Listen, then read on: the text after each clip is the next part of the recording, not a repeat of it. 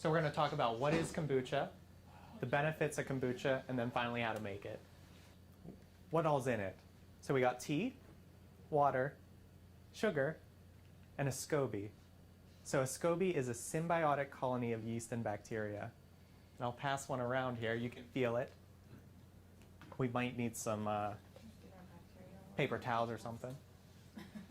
You can pick it up. You can play with it. Don't worry, I'm not going to reuse it. What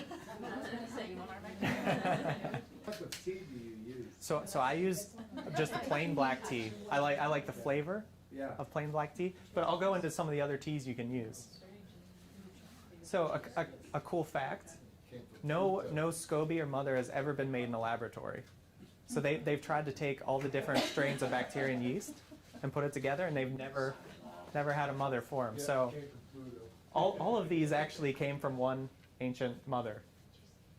So I would have preferred to have an electron microscope in here, and we could have looked at our kombucha and seen all these bacteria and stuff swimming around, but I didn't get my hands on one.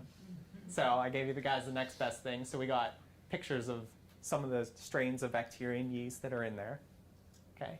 You can see the ones in the top left there are called Acetobacter bacteria, and they're the ones responsible for converting the alcohol during the fermentation into acetic acid. So I'm sorry, some of you guys probably wish I would leave that out. They're in there regardless. So the Pediococcus, they produce some lactic acid, some good amino acids for our bodies. And then you got these ones down here, the yeast, the ones that look like marshmallows. You got the yeast that look like Rice Krispies, and then you got the lactobacillus that look like cheese puffs there. So next time you need a snack, you can just get a glass of kombucha, and it's all in there. What are some of the things you get when you drink kombucha? So gluconic acid, it's a pretty strong antiviral. There have also been some studies with it to help break up gallstones. Hyaluronic acid, it's a component of connective tissue, so things like ligaments and tendons and things like that. It helps build them up. Chondroitin sulfate is a building block of cartilage. Mucoitin solaric acid is a component of the stomach lining. So you're getting a wide diversity of building blocks in kombucha. You're getting all your B vitamins. If any of you buy a bottle, you might notice some cloudiness on the bottom. So that's some of the yeast accumulating at the bottom. You want to mix those up. That's where you get a lot of the B vitamins in kombucha. Well, you can just kind of mix it up a little bit, yeah. Yeah, if it gets too bubbly, be careful. Yeah. But you got eosinic acid, also an antiviral. Acetic acid, that's what kind of gives it the that vinegary flavor, right? And whole bunch of healthy ingredients in there. So you might have heard before that you want to eat a alkaline diet, right? So isn't vinegar slightly acidic? Yeah? Is that confusing to anyone? Okay, so it is a little bit confusing. So whenever we're determining things that are acidic or basic for our diet, we're actually looking at what's called the ashes, or what's left over after our body kind of breaks it up and uses it. So things like vinegar are actually very basic for your body in cleansing. Things like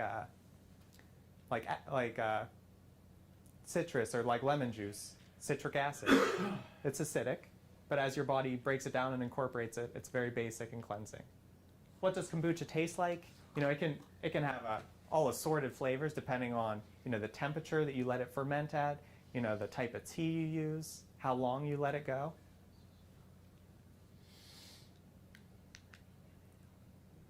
So just give you guys a little background on where did kombucha come from? What's the history? So it started in ancient China back in about 200 BC. And then it kind of spread around locally from there until Dr. Kombu started using it to treat his patients. And he had such great success, word kind of spread around. And the emperor in Japan was actually having really bad digestive problems. So they sent for Dr. Kombu, and he went out and treated the emperor, and he had such great success, they actually named the tea after Dr. Kombu. So that's how it got its name, kombucha. So from there, kombucha spread via the Silk Road and went to India and Russia and Europe, and became very popular, even in Europe, until about World War II. where the wartime rationing of tea and sugar, most people couldn't afford it. So it was just mainly the upper class that continued brewing kombucha.